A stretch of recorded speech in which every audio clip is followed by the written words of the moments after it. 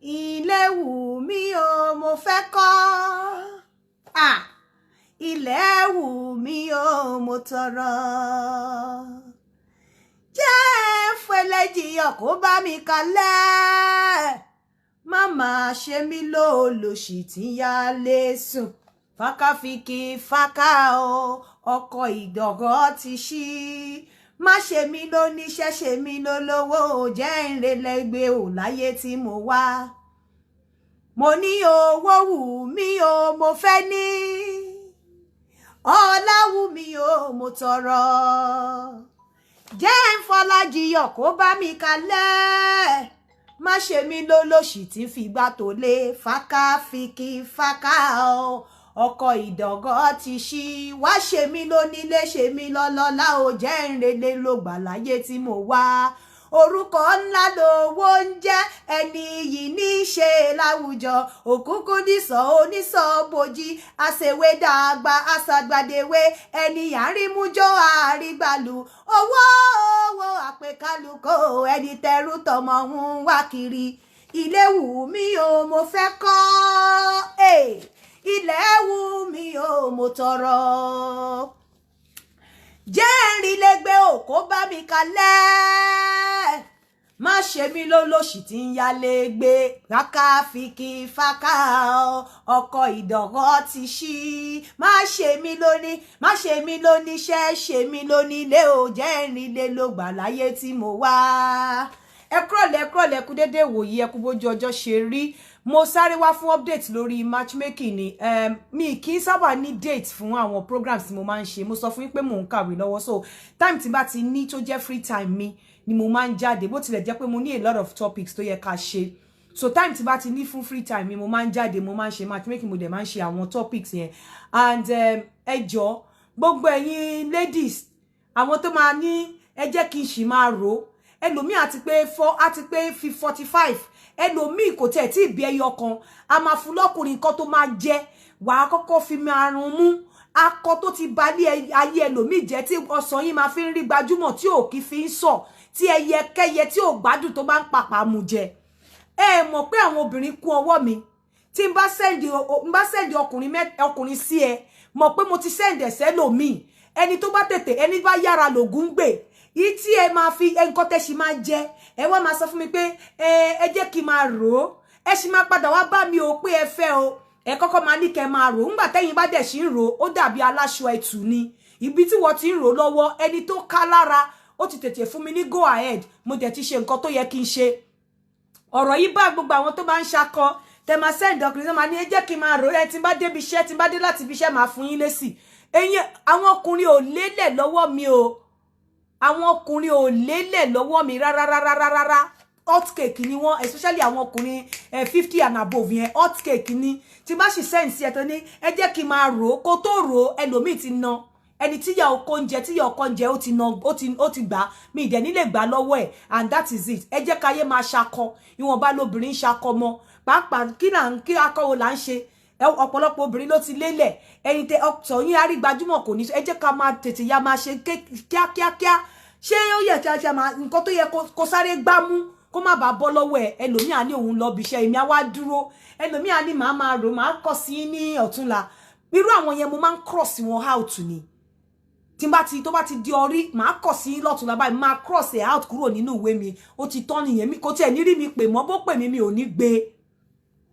ní gbé because ọkùnrin ò pọ̀ tẹ́ bá rí àwọn ọkùnrin tó ń wá sọ́dọ̀ mi ẹ rí pé àwọn tó wà responsible good afternoon my sister àwọn tó wà responsible ni àwọn ọkùnrin tó bá wá fẹ́ ṣeré wọn ń dọ́dọ̀ mi so ìwọ̀nba àwọn tó wà responsible yẹn àwọn obìnrin máa ń pín wọn mọ́wọ́ ni ìwọ tó bá sì ní ẹ jẹ́ kí n máa rò ó orí rírò yẹn ló máa wà o orí rírò yẹn ló máa wà ìkọ́ tí ẹ pè mí lẹ́nìí ló ń kakọ fún mi ló ní òun fine kíní kan tó send picture náà sí mi mo á ní ṣé tó ń sọ fún mi pé ìwọ tó ń kakọ lélẹ̀ ọkùnrin tí mo send sí ẹ̀gàn ó lù ẹ̀ pa ó fine jù ẹ lọ ìwọ yìí ló ń ṣakọ èmi ò ní kóbìnrin má ṣakọ bó ó gé àṣejù ó máa ń mú ní lélẹ̀ ni ó gé àṣejù máa ń mú ní lélẹ̀ ni ìmí àárí ọkùnrin àníkẹ́ má máa fi ẹwà mí níkẹ́ kíyàn má fine bọ̀ ẹ má máa fi ẹwà máa mú ọkùnrin ẹwà inú ni kẹ́ máa rò èèyàn lè fáyìn níta àwọn tó fáyìn níta yẹn gan wàhálà náà máa ń wá wàhálà ni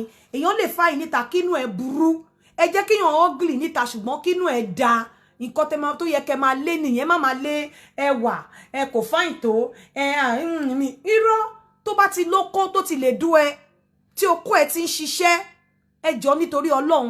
And again gbogbo ẹ̀yin tí ẹ bá mọ̀ pé inú yín ò dùn sí platform mi èmi ò lè pe okó ní aunty ní broda èmi ò dẹ̀ ní pe òbò ní aunty gbogbo ẹ̀yin tẹ́ ń comment is this a mother ní sùúrù jẹ́ káwọn ọmọ mi wá ròyìn fún ẹ jẹ́ káwọn ọmọ mi wá complain fún ẹ ní sùúrù kó bá àwọn ọmọ mi ní títì ní sùúrù kó jẹ́ káwọn ọmọ mi hùwà tí ò dáa kó tó mọ̀ bóyá mo jẹ́ responsible mother bí mi ò jẹ́ responsible mother ẹ kàn ń tọra yín ni ọ̀rọ̀ yẹn ò get to me Ọlọ́run kò sí nǹkan tẹ́ lè sọ kò lè ṣe nǹkan kan okó náà fi bí mi mo dẹ̀ máa yin okó tí máa fi kúrò láyé ni ẹnikẹ́ni tó bá wà in position láti gba okó lẹ́nu mi Ọlọ́run á bá mi gbẹ̀mí ẹ̀ lójijì ẹni tó bá sọ wípé ọ̀rọ̀ okó tí mò ń sọ yìí ó ń bí òun nínú tí ò rọra kúrò lórí platform mi tó lóun fẹ́ gba ọ̀rọ̀ yìí lẹ́nu mi Olódùmarè ọlọ́jọ́ òní bá mi gba ẹ̀mí ẹ̀ lójijì ẹ má gbà lẹ́nu mi nǹkan tó mú mi inú ẹ̀ mo ti bí mi ibẹ̀ náà ni mo inú ẹ̀dán náà ni mo ó ní máa do àdórọ̀run ni so ẹni tó bá ti máa dó okó wọlé ògo ni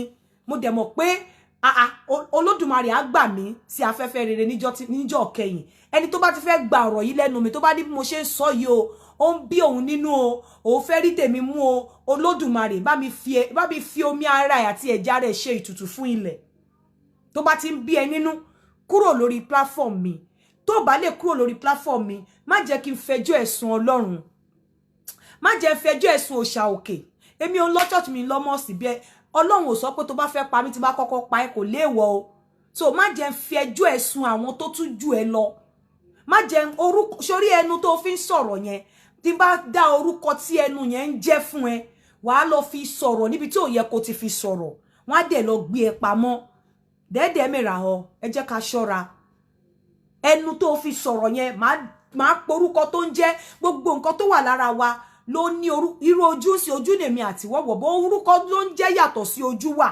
tí wọ́n máa pè tó dẹ̀ máa dáhùn tó wọ́n á sọ fún pé kó dágbére fún ẹ á dẹ̀ dágbére fún ẹ ẹnu orúkọ tó ń jẹ́ wà ìjọ tí mo pe orúkọ tí òbò ń jẹ́ ṣe rò pé bíyá mo lọ hesọ ni ó wà nínú fà ìjọ tí mo pe orúkọ amóyèkún ọlọ́mọ àjíkí ó wà nínú fà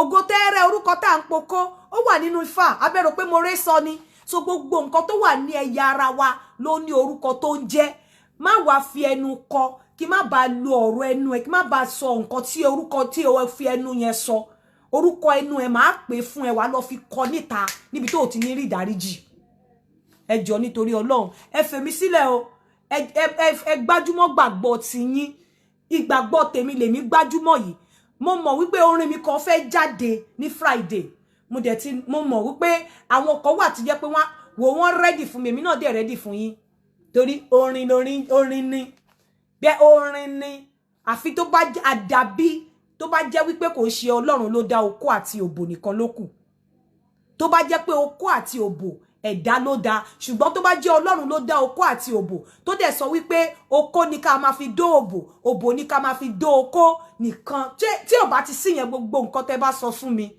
á jẹ́ tèmi ṣùgbọ́n tó bá jẹ́ pé Ọlọ́run ló dá okó ló dá òbò tó dẹ̀ fi ní ká máa fi jẹ ìgbádùn ara wa mo gbóṣùbà fọba tó dá okó òun òbò mo kọ sára sí ọ fọba tó dá okó òun òbò ìdọ̀ ẹpọ̀n okó òbò ṣàòkè ló fún wa wípé ká máa fi jẹ gbádùn ara wa ìpilẹ̀ṣẹ̀ ló dá okó mádámù àti òbò mọ́ ẹ̀fà ìyá ńlá wa láti ìpilẹ̀ṣẹ̀ ló dá okó mọ́ ádámù ó sì dá òbò mọ́ ẹ̀fà ìyá ńlá wa àdàbí tí kì bá ṣe bọ́lọ̀ ń ṣe dà nìyẹn tó bá jẹ́ pé bọ́lọ̀ ń ṣe dà nìyẹn kò sí nǹkan tẹ́ lè sọ kò lè ṣe nǹkan kan fún mi kò tiẹ̀ move mi bí tiẹ̀ mọ̀ pé ń sọ̀rọ̀ kò tiẹ̀ ṣe nǹkan kan fún mi. Anyway, confession of a lesbian mo ń gbé lesbian kan bọ̀ níjọ́ Wednesday ó ń bọ̀ wá bá gbogbo ẹ̀yin ọkùnrin sọ̀rọ̀ ó wù kó kúrò nínú lesbianism, ó wù kó má máa bá obìnrin sùn mọ́, ṣùgbọ́n ó sọ wípé yes lóòótọ́ dẹ̀ ló sọ pé àwọn obìnrin máa ń mọ bó ṣe máa ń tọ́ọ̀chì obìnrin. Ó ní ọ̀pọ̀lọpọ̀ àwọn ọkùnrin tóun ti pàdé, ó ní wọn ò mọ̀ bó fọwọ́ kàn, ó ní wọn ò mọ̀ bó ṣe gẹ̀gẹ̀, ó ní bẹ́ẹ̀ tóun bá obìnrin ṣeré, gbogbo ibi tóun fẹ́ kí obìnrin fọwọ́ kàn lára wọn làwọn jọ máa fọwọ́ kàn lára wọn. So ó ń bọ̀ níjọ́ Wednesday, ó ń bọ̀ wá sọ̀rọ̀ lórí program yìí, ó ń bọ̀ mo dẹ̀ fún ní ìdánilójú pé kó má wọrí pé á rí ọkùnrin.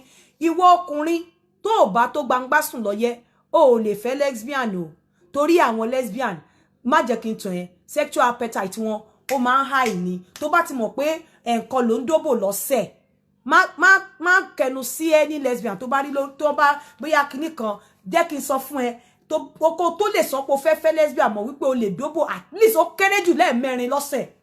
Ẹ̀ẹ̀mẹ́rin yẹn wàá dẹ̀ lè ṣe bí abi 2 rounds lọ́sẹ̀.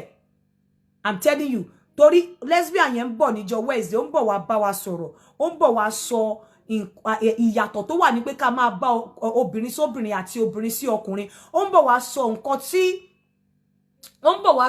tí ó fà á tóun fi ń struggle láti bá ọkùnrin ṣe, tó jẹ́ pé tóun bá lọ sọ́dọ̀ ọkùnrin díẹ̀ tó bá yá òun á tún sá padà lọ sọ́dọ̀ ọkùnrin pé òun ò lè fi obìnrin lẹ̀ torí pé bóbìnrin ṣe máa ń tọ́ọ̀chì òun ò tí ì rí ọkùnrin tó ń bá òun ṣeré bẹ́ẹ̀. Ó yẹ kójú tì yín ẹ̀yin ọkùnrin. Mo ń sọ pé bó ṣe ń dó obìnrin tí ò ní dán, gbogbo ẹ̀ ló yẹ kẹ́ ẹ lọ kọ́ bó ṣe ń dó obìnrin. Ṣe rí idán tún pé oríṣiríṣi. Àwọn idán kan wà tó jẹ́ pé bí wọ́n ṣe tó rè pàǹpà ni. Tẹ́ bá ti fọwọ́ kọ obìnrin báyìí, ó máa shoot síta, ó máa idán yẹn ibi ìhùdẹ̀ ó máa shoot síta bẹ́ẹ̀ ni wípé bẹ́ẹ̀ ni bí ìgbà tẹ́ pé ẹran jọ̀bọ̀jọ̀bọ̀ ni ó máa shoot síta báyìí ni, tó máa rí pọ̀npọ̀, tó máa léwá, tó máa red. Àwọn idán kan nìyẹn. Àwọn idán kan wà tó jẹ́ pé tí ẹ̀ nímọ̀ yàtọ̀ lára pé bóyá ìgbà tó sùn àbí ìgbà tó jí. So bó tún ṣe ń bá idán ṣeré, ṣe mọ̀ pé mo sọ wípé tẹ́ bá fẹ́ dó obìnrin tí ò ní dán, ẹ̀yìn ní kẹ́ máa fi dó ní kẹ́ ti máa dó obìnrin tí ò ní dán. Bẹ́ẹ̀ obìnrin tó ní dán gan, tẹ́ bá fẹ́ bá idán wọn ṣeré, ẹ ń láti study irú idán tí wọ́n ní. Bóyá idán pàǹpà ni o, bóyá idán pẹlẹbẹ ni o, bóyá idán tó jẹ́ wípé ó kàn rọra yọrí díẹ̀. Ẹ ń láti study bóyá idán wọn ní hood tó tóbi.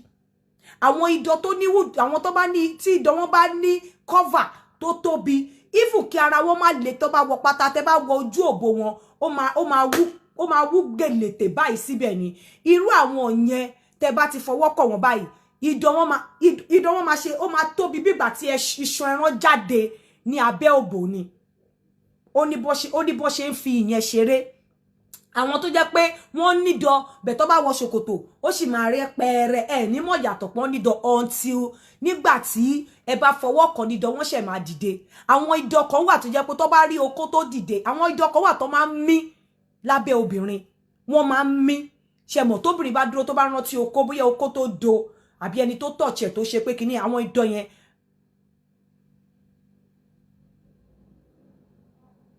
No, àwọn idán yẹn wà tó máa mí báyìí.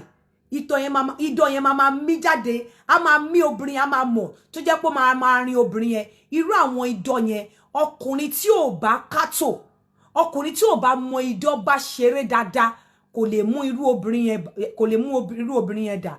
Ẹ jẹ́ kí tún wá sọ nǹkan kan fún yín. Irú àwọn idán yẹn náà máa ń squat. Ó ní position tí ó máa gbé irú àwọn obìnrin yẹn sí tó bá fẹ́ kí wọ́n squat, tó jẹ́ pé o ò nídìí ọwọ́, àmì o ò nídìí okó kí wọ́n tó máa da omi tẹ́yìn ń pè ní squatting, tó jẹ́ wípé wọ́n máa ọwọ́ yẹn ó máa jẹ́ kó sùn pẹ̀lú splash wọn. Ó ní nǹkan tó ń pè ní splash. Ó ní bó ṣe máa gèsè tó wà àti ẹnu ẹ tó jẹ́ pé wọ́n máa tú omi yẹn jáde ni. Àwọn tó bá ní idán pàǹpà tí idán wọn tóbi dáadáa, ó máa ń sábà rí bẹ́ẹ̀. Àwọn kan wà tó jẹ́ pé wọ́n ní idán ṣùgbọ́n ẹ lè mọ̀ yàtọ̀ lára wípé wọ́n ní idán àti wọn ò ní idán, torí wípé tẹ́ ẹ bá fọwọ́ kọ idán wọn ò ní dìde.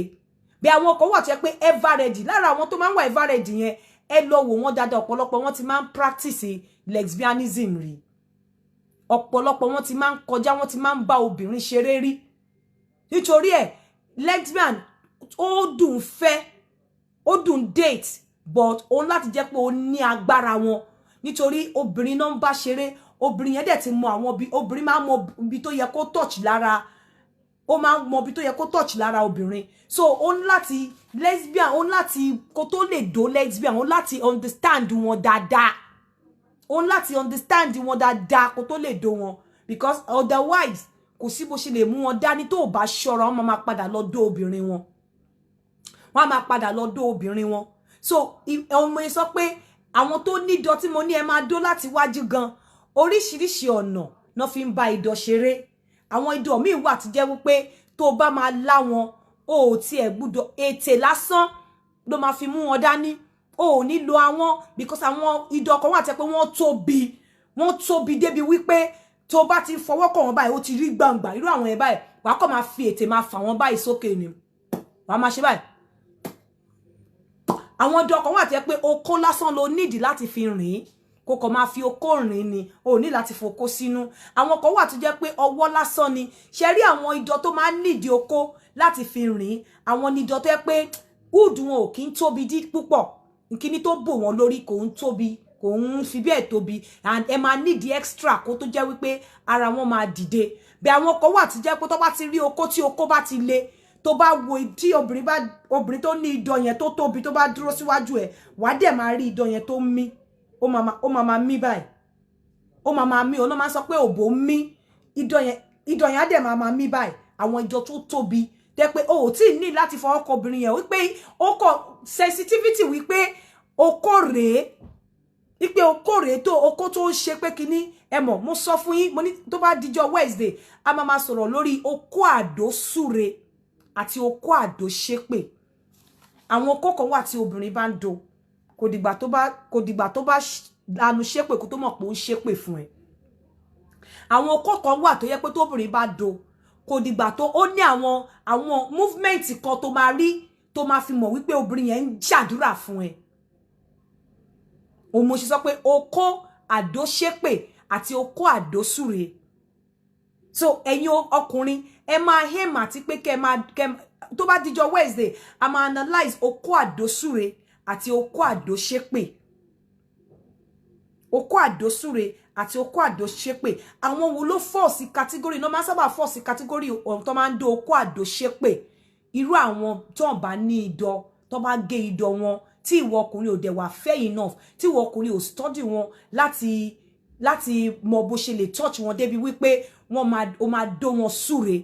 Irú àwọn tó máa ń fall sí category okó àdó ṣépè ni àwọn tí wọn ò sábà ní idọ̀. Àwọn tí wọ́n bá ní idọ̀ náà, ó lè fall tọwọ́ wọn sí okó àdó ṣépè tí ò bá mọ̀ wọn tọ́jú, tí ò bá study irú idọ̀ tó ní. Bóyá idọ̀ pàǹpà ni o, bóyá idọ̀ pẹlẹbẹ ni o, bóyá idọ̀ rogodo, bóyá idọ̀ tó máa ń shoot out ni. Because àwọn idọ̀ kan wà tí pé tí obìnrin bá dúró báyìí, ó máa jáde láàrin lábí, ó máa jọra, ó máa jáde, ó máa shoot out sílẹ̀ báyìí, tó máa ṣọ̀jọ̀ bọ́ lọ wá sílẹ̀ láì tí fọwọ́ kan rárá. Wàá dẹ̀ máa rí tó máa mí. Àwọn idọ̀ kan nìyẹn. Àwọn idọ̀ kan wà tó jẹ́ wípé ó dìgbà tó bá lọ touch ẹ̀ kó tó jí.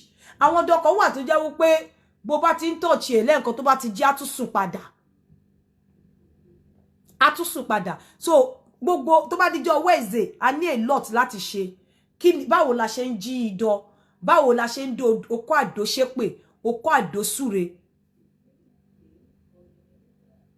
Báwo ni okó àdó ṣépè, okó àdó súre, báwo la ṣe ń ṣe? Báwo la ṣe ń do obìnrin? Báwo la ṣe ń touch obìnrin tó máa fi squirt? Ó yẹ ká sọ náà. Ó wà very very important. Ju gbogbo ẹ lọ. Thank you so much, olórí mi, thank you. Ṣé rí gbogbo àwọn tó bá Donabix do òwò pọ̀, wọn ò máa kí ń pàdánù. In fact, ọ̀tọ̀ ní pé kó ní kó ralẹ̀, ọ̀tọ̀ ní kí àṣírí ẹ bò láti kọ́ ilẹ̀ yẹn. Gbogbo àwọn tó ti ń rà náà ń sọ owó sí ọ̀fọ̀ wọn, àṣírí wọn ń bò. Ẹlòmíà sọ pé half ló máa san. Tó bá yá tún ní akọ̀wà bá mi gbá tí nǹkan àwọn ọmọ àmọ́ pé owó yẹn dẹ̀kọ̀ wá lámú. Bó ṣe máa rí náà ni ọmọ alájẹ́ lèmi. Àṣírí ẹ máa bò láti kọ tó o bá fẹ́ kọ. Tó o bá fẹ́ kọ, o lè cover up kó tuta. O ní sáré pípé kí ìṣòro kan tí ẹ lọ. Kí ìṣòro kan tí ẹ lọ kó lọ tà ní time tó yẹ kó tà. Mo dẹ̀ fẹ́ sọ kíní kan fún yín. Owó tí à ń send fún àwọn èèyàn tí a fi lọ ń di ayálégbé ní Nàìjíríà, tá lọ máa wá ilé ọ̀rẹ́ ara sùn. Kò tó nǹkan kan, I mean, ó pọ̀ ju compare to nǹkan tí a fẹ́ owó ilẹ̀ yìí àìmọye àwọn èèyàn tó ti rà lẹ́nìí o ní láti ra kó start immediately o ní láti wà ní Èkó kó tó rà wọ́n máa bí ẹ ṣe fence àwọn kan ti pè wọ́n lẹ́ni fún fence wọ́n máa bí ẹ ṣe fence ilẹ̀ wọ́n máa bí ẹ ṣe corner piece anything tó bá fẹ́ sí ọ̀fọ̀ sanwó fún wọn wọ́n máa bí ẹ ṣe tó jẹ́ pé o ti ẹ̀ ní láti ṣe any wàhálà and ọ̀tọ̀ ní pé kó ra ilẹ̀ kí àṣírí ẹ̀ bò ọ̀tọ̀ ní pé kó ra ilẹ̀ kí kó ní ìfọ̀kànbalẹ̀ ilẹ̀ ìfọ̀kànbalẹ̀ rẹ̀ as at yesterday àwọn Silverbird TV wọ́n wà ní ọ́fíìsì Danabi nìbàdàn wọ́n lọ ṣe interview fún wọn because wọ́n gbọ́ bá ṣe ń polówó wọ́n gbé kámẹ́rà wọn wọ́n ṣe interview fún wọn wọ́n spend more than 2 hours lọ́wọ́ wọn pẹ̀lú wọn ṣé àwọn tí ẹ ṣàmọ̀ Silverbird ṣé Silverbird lè lọ bá àwọn èèyàn kankan ṣe kankan láì jẹ́ pé wọ́n ní confidence nínú wọn ṣé rò pé èmi máa báyàn polówó ilẹ̀ tí ò gbádùn o lè ra ilẹ̀ yìí kó sọ wípé o ní lọ́wọ́ láti kọ àfi tó bá fẹ́ kọ o máa mú nínú owó o máa mú nínú owó o máa mú nínú ọlá o máa mú nínú ọrọ̀ tó máa fi kọ ni o bá wá ti fẹ́ wá kọ o wá fẹ́ tọ́jú ẹ̀ o wá ní rí ìṣòro tó máa lé ẹ lọ pé o fẹ́ sáré lọ tà ní tàkútà I'm telling you o lè bá mi ṣòwò pọ̀ kó pàdánù ọmọ alájẹ́ lèmi ọmọ ajé ni mi òkúkú nísọ onísọ bòjì àṣewé dàgbà àṣàgbàdèwé ẹni àìrí mújó ẹni àìrí gbàlù owó ń bẹ nílé ọkàn àsìbalẹ̀ àìsówó nílé bàbá ìjayà owó tí ń ṣe ohun gàgàrà tí ń ṣe ohun gogoro bẹ́ẹ̀ ni ọmọ alájẹ ni mi ó lè ralẹ̀ lọ́wọ́ Danabi true Yinka TNT kí kó jẹ́ pé bóyá o máa fi ìnira wàá fi kọ kò possible o máa mú nínú owó o máa fi kọ ni o máa mú nínú ọrọ̀ o máa fi kọ ni bó o bá dẹ̀ tí ní kọ o ní rí ìṣòro tó máa sún ẹ lọ bá wípé o fẹ́ sáré lọ tà á dànù tó bá dẹ̀ ti bẹ̀rẹ̀ sí ní ìrà lọ́wọ́ wọn gbogbo ibi tó bá ti ra ilẹ̀ dé lọ àṣírí ẹ̀ máa bò láti rà ọmọ alájẹ lèmi bẹ́ẹ̀ ni ẹ ṣáà máa ń rí mi tí mo máa funfun lẹ́yẹ ń ṣu ni ọmọ ajé ni mi ò lè bá mi dòwò pọ̀ kó pàdánù. The Sure and the Shepe topic is on Wednesday. Oko Ado Sure, Oko Ado Shepe. Ó dìjọ́ Wednesday. Gbogbo ẹ̀yin tẹ́ bá need ilẹ̀ yẹn, mo ti fi number Danabi síta. Oni +234 904 7797 352 +234 904 7797 352. Má pè lẹ́ǹkan sí +234 9077977352. Okay, pè mí sórí +447 404 and phase 2 Victory Estate is 850,000 naira. 2 minutes to train station. Phase 1 800,000. 5 minutes to train station. Èyí tó wá ṣe pápá barrier. Àwọn proposed private university tó wà ní Ìdó wọ́n ní ilẹ̀ very close to the university ó lè ra yẹn àwọn èèyàn tí ẹ ń rà yẹn gan ẹlòmíì ló fẹ́ fi kọ́ complex ó ló fẹ́ fi kọ́ hostel because wọ́n ti ń ṣe university yẹn so ó lè rà sẹ́gbẹ̀ẹ́ kò cover ẹ̀ wọ́n máa bá yín ṣe fence tó bá fẹ́ kọ́ bá yín ṣe fence. Yes, I will call you, don't worry. Hello sis, máa pè yín fúnra mi mo wà lórí show máa pè yín tí bá parí show yìí sí ẹ má bínú.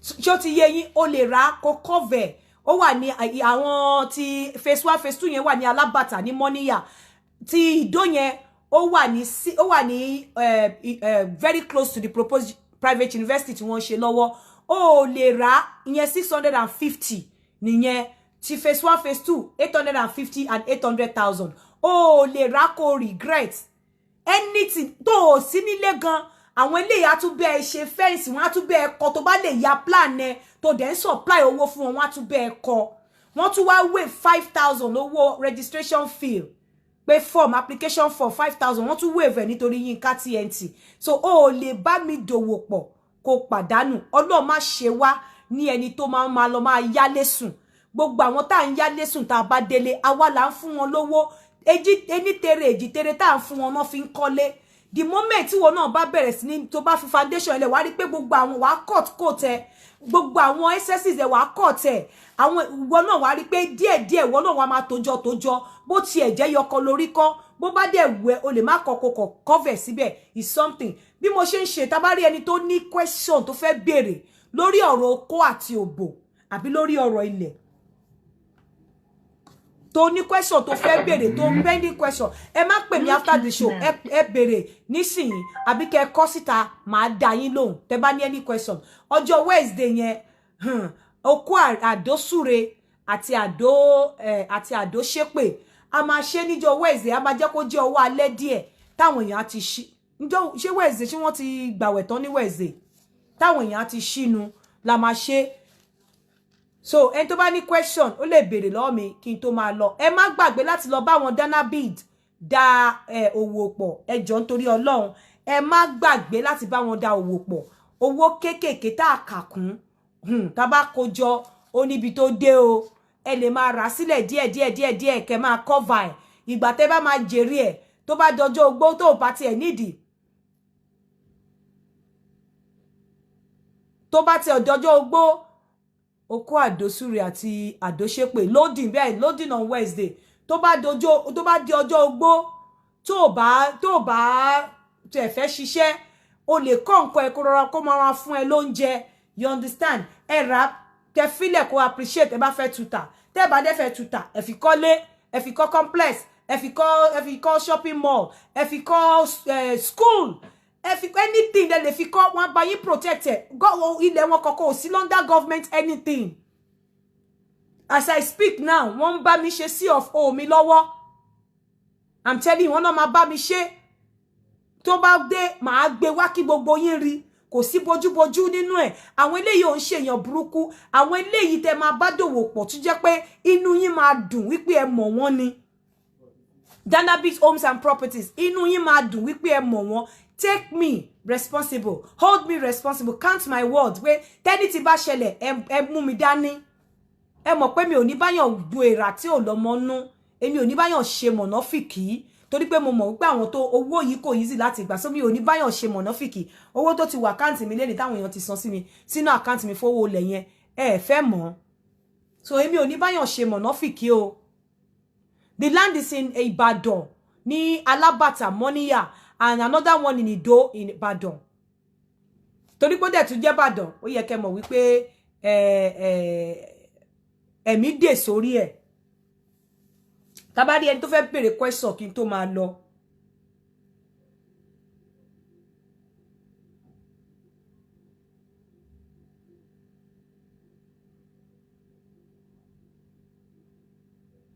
ẹ jọ̀ọ́ gbogbo ẹ̀yin tẹ́ ti promise wípé kíní tí mo ṣe lórí idán yẹn is 850 for phase 2 800 for phase 1 650 for Ìdó yẹn ló wà very close to the proposed university tí wọ́n fẹ́ kọ́ mo láti lọ tẹ́ bá ní mo ti sọ 850 phase 2 minutes before to train station 800 phase 1 5 minutes to train station and Ìdó very close to the university tí wọ́n fẹ́ kọ́ so ẹ lè rà ó máa ní security lórí ẹ̀ kò ní ṣe ilẹ̀ tán máa ní pé if tẹ́ bá fẹ́ kan gan ní rọ́mọ onílẹ̀ tó máa disturb yín àwọn ilé máa dúró tì yín gbágbágbá ni ẹ take me ẹ sọ pé nǹkan bẹ́ẹ̀ ni mo sọ bó ṣe rí nìyẹn tó bá fẹ́ ẹsẹ̀kẹsẹ̀ tó bá ti sanwó lẹ̀ tó bá fẹ́ dìde wọ́n á bẹ ṣe 35,000 tó bá dẹ̀ jẹ́ wípé o fẹ́ jẹ́ kọ́ wọ́n á dẹ̀ send ìwé ẹ ibi tó bá ti fẹ́ gbà ìwé ẹ ni tó bá fẹ́ ìwé ẹ ń bì báyìí wọ́n á send ẹ̀ sí mi pẹ̀lú DHL wá dẹ̀ pick it up tó bá dẹ̀ fẹ́ lọ gba ìwé ẹ ní ọ́fíìsì wọn you are free to go and get the papers láti ọ́fíìsì wọn.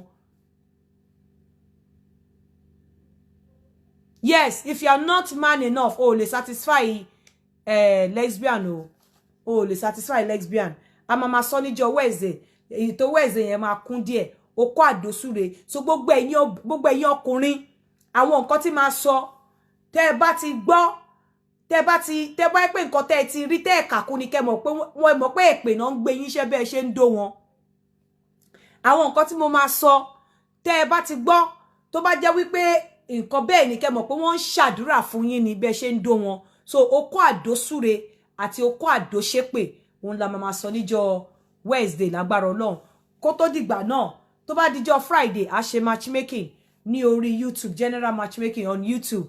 Mi ò ṣe matchmaking mọ́ ní orí Facebook, mo sorry.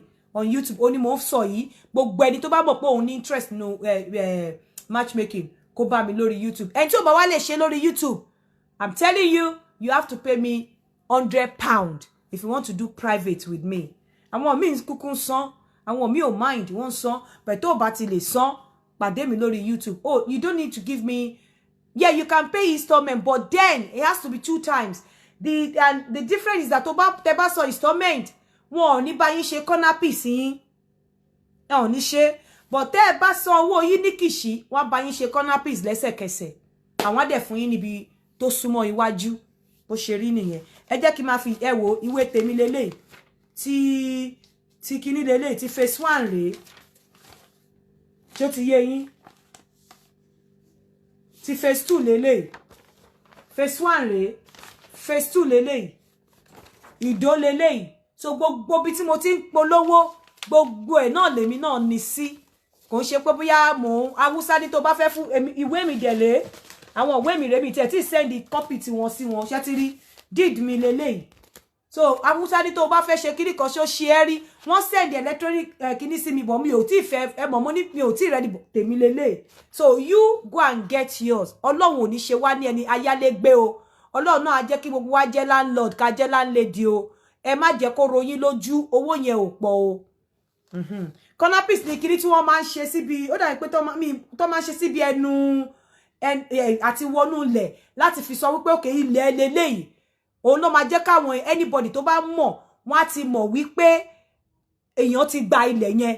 Wọ́n á ti mọ̀ pé èèyàn ti ra ilẹ̀ yẹn. Tí èèyàn bá ń bọ̀ tó bá mẹ́lòmíì bọ̀ pé wọ́n fẹ́ wá ta ilẹ̀ yẹn, àwọn tó bá ti rí corner piece, wọ́n ti mọ̀ pé ilẹ̀ yẹn wọ́n ti rà á, pé wọn ò lè gbà lọ́wọ́ ẹ̀ mọ́, pé ilẹ̀ yẹn ti di títà. Ṣé mọ̀ pé bó ṣe ń ta ilẹ̀ tó pọ̀ nísìn, tó bá yín ṣe corner piece, tó bá fẹ́ talẹ̀ fẹ́ lòmíì, ẹlòmíì lè máa mọ̀ kó lóun fẹ́ owó iwájú, gbà tó bá ti rí corner piece ó ti ẹ̀ ní ṣòpò béèrè, ó ti mọ̀ pé èèyàn ti rà yẹn, ó ti mọ̀ pé ìyẹn ó belong to somebody, ó ti mọ̀ pé èèyàn ló nìyẹn. So ilẹ̀ corner piece ẹbẹ́ ni pé wọ́n fi secure ilẹ̀ ni pé èmi ni mo ní tèmi lélẹ́yìí. The location ó wà ní Alábàtà, Mọ́níyà, Ìbàdàn.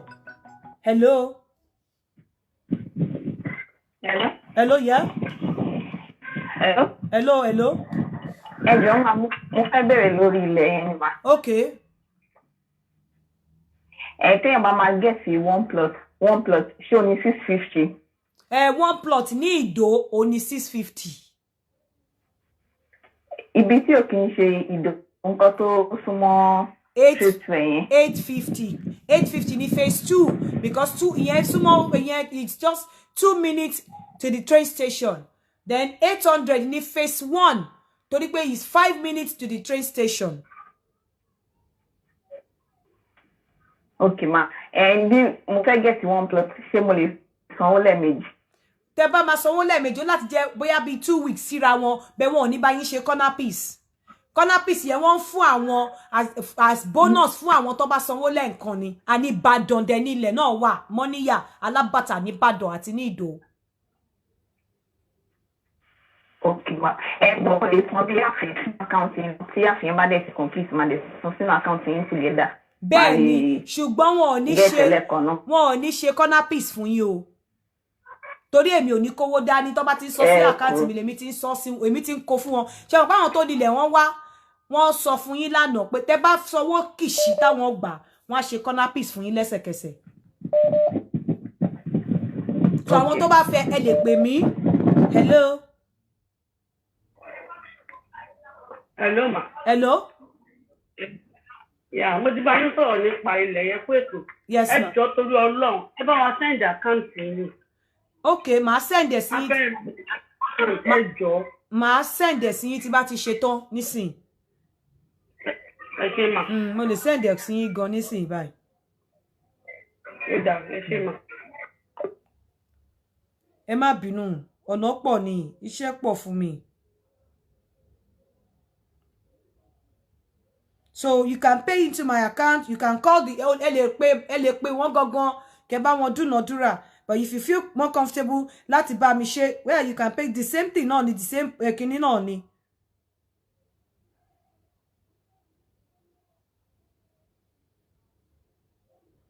ti send account mi sí wọn. So ẹ jẹ́ kí máa fi sí ṣe àlọ. Ẹ má gbàgbé.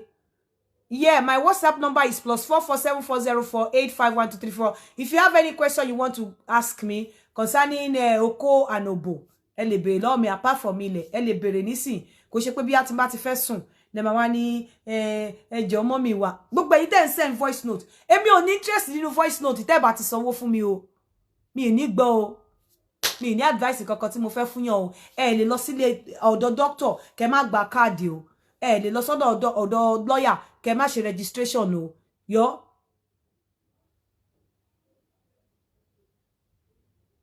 Ṣó ti yé yín, so ẹ má take me for a ride. Ẹ má take me for granted, please. Èmi ò ní gbọ́. Bas ẹlòmí á send the voice note yẹn. Àti àrò bóyá ayé òní mo wá máa jókòó máa gbọ́ voice note almost 30 minutes. You don't do that. Mi kì í gbọ́. Mi ò ń gbọ́. Tí n bá rówó Google mi á lè máa gbọ́ máa tẹ̀ tú analyze ẹ̀. But tó bá sanwó fún mi ò ní gbọ́. Mi tí ẹ ní interest mi fẹ́ gbọ́.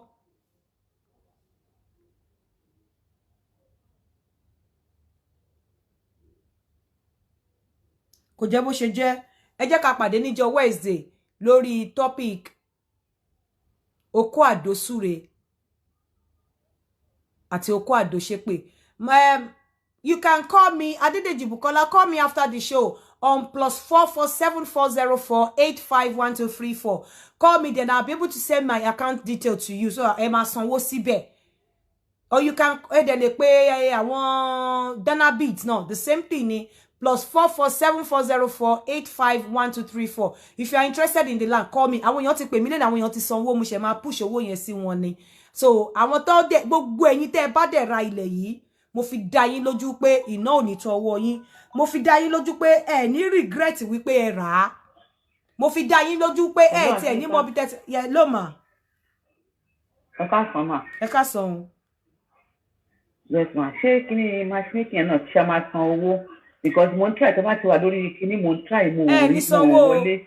So mo fẹ́ kó bí a ti máa san owó. No. Ní sanwó fún ní sùúrù. Ní sanwó fún matchmaking o. At some point ó níbi tẹ́ ẹ máa ti sanwó. Be owó kọ́ ló kọ́kọ́ síwájú. Last ni owó kọ́ ló síwájú rárá. Last lówó. Ibi tẹ́ máa ti wá sanwó ni tó yẹ pé tẹ́ ẹ bá ti lè pè sórí orí ètò tẹ́ wá fẹ́ pè mí privately ẹ máa sanwó. Bẹ̀tẹ́ bá ti pè lórí ètò. Mo fẹ́ because mo ti ń try mo ń try láti pè yín tó wà lórí show.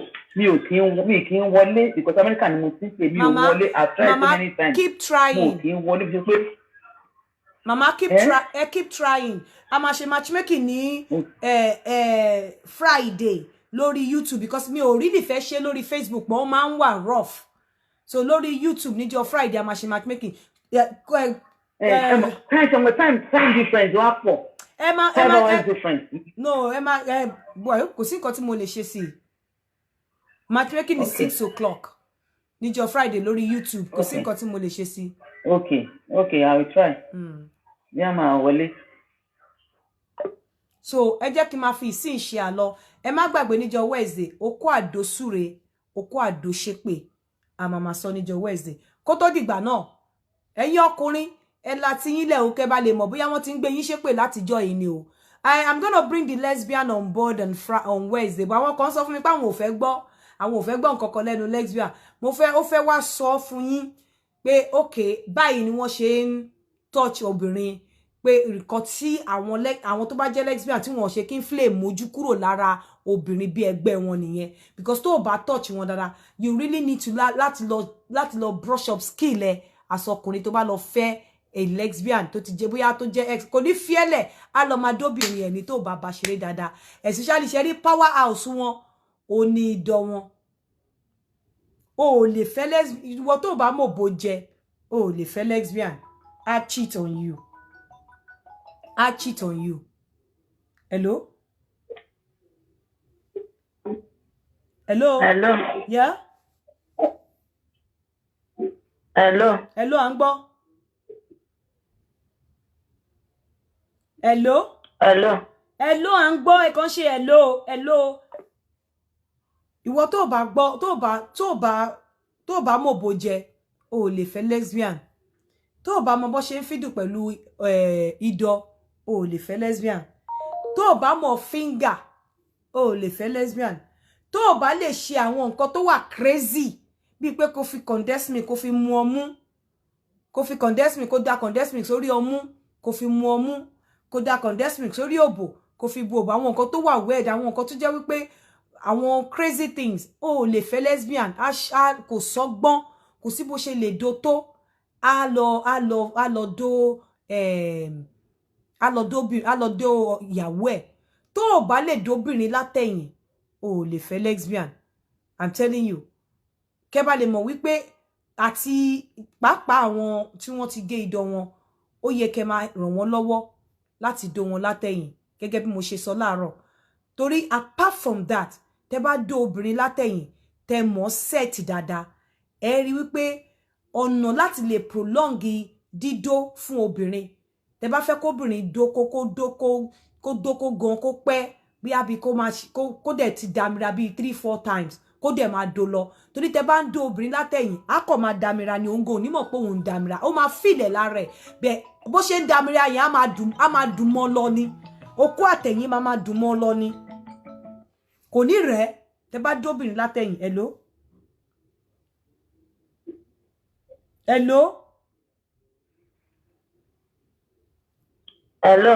hello mama ṣé lè sọ̀rọ̀ síta tẹ́ bá dóbìnrin látẹ̀yìn okó àti tẹ́ bá dóbìnrin látẹ̀yìn ó máa ń dùn mọ́ lọ ni even tó bá ń damira gan kò ní mọ̀ ó kàn máa mọ̀ pé nǹkan kan ṣẹlẹ̀ lára òun kíní yẹn máa dùn torí ibi tó máa hit tẹ́ bá gé set ẹ̀ dáadáa G-spot ẹ̀ ló máa hit G-spot ẹ̀ ló máa hit G-spot ẹ̀ ló máa hit tẹ́ bá mọ̀ do dáadáa látẹ̀yìn apart from pé èèyàn wọ́n tẹ̀ ti gé idọ̀ èèyàn even kéèyàn ní idọ̀ gan kóbìnrin ní idọ̀ kó pé gan kó tún wá jẹ́ obìnrin tó ṣe ìdí àbí obìnrin tó ní idọ̀ tí idọ̀ ẹ̀ tóbi kẹ́ wá mọ̀ bọ́n ṣe ń gé set àti wọlé láti ẹ̀yìn àti do látẹ̀yìn ó kọ́ ẹ pé àwọn tí wọn ò ní idọ̀ yẹn pillow lẹ máa fi support àyà wọn bí àwọn tí wọ́n ní idọ̀ àwọn yẹn wọ́n máa ṣe bí ìgbà tí ẹṣin bá dúró ni bẹ́ ṣe ń dó wọn bẹ́ ṣe olórí sára yín dìde ni bẹ́ ṣe ń dó wọn bẹ́ẹ̀ náà lẹ máa fọwọ́ fídù ọyàn wọn bẹ́ẹ̀ náà lẹ máa gbé ọwọ́ kan síbi orí idọ̀ wọn ẹ̀dẹ̀ ń dó wọn lọ ẹ̀dẹ̀ ń fídù ọyàn wọn ẹ̀ fídù idọ̀ wọn honestly ẹ máa dó wọn 2 hours ó lè má rẹ̀ wọn o tẹ́ bá mọ̀ wọn dó dáadáa kò ń ṣe àwọn dídò kwẹ́kwẹ́ tí okó máa rọ sínú òbò dídò tẹ́ pé okó ẹ̀ gan tó bá ń jáde omi ara ẹ̀ lásán kò tún wá fẹ́ ṣe paríparí kò fẹ́ pa obìnrin kú kó wá gbé mírọ̀ síwájú àbí kó sẹ́ẹ̀tì mírọ̀ yẹn sí ẹ̀gbẹ́ in such a way tẹ́ pé ó ń wo bí okó yẹn ṣe ń wọlé bó ṣe ń jáde wá sẹ́ẹ̀tì mírọ̀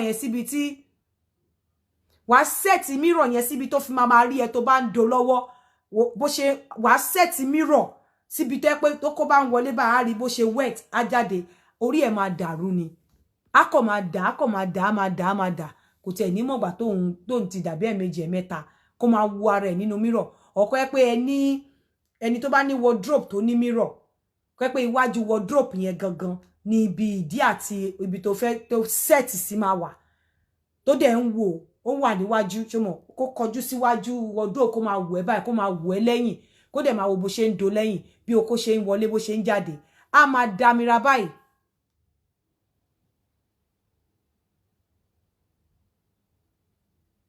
A máa damira báyìí kò ní mọ̀ pé òun damira mo tún fún yín lóje kan ni o another way tẹ́ lè fi mú obìnrin tẹ́ lè fi set obìnrin on ni wípé tẹ́ bá fẹ́ dó wọn ẹ máa lo mirror ẹni tí ò bá ní mirror nínú ilé ẹ lọ wá big mirror tó fi jẹ́ pé tó bá ń dó yín lọ́wọ́ ẹ lè máa rí ẹ̀yìn ẹ lè máa rí bí ọkùnrin ṣe ń dó yín látẹ̀yìn ẹ lè máa rí bí wọ́n ṣe ń dó yín ẹ lọ wá mirror